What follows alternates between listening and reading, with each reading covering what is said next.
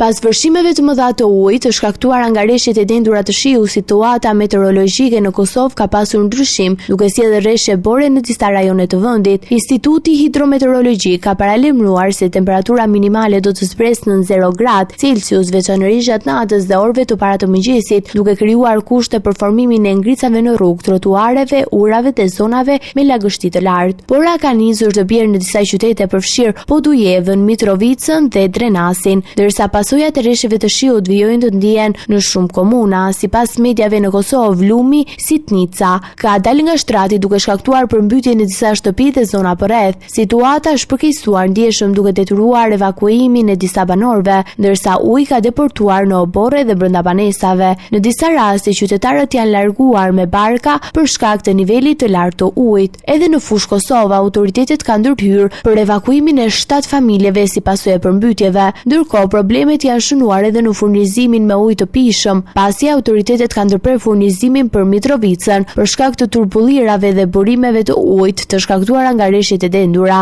Situata vjen të monitorohet nga strukturat përkatëse, ndërsa qytetarëve u bëre thirrje të tregojnë kujdes të shtuar për shkak të motit të paqëndrueshëm.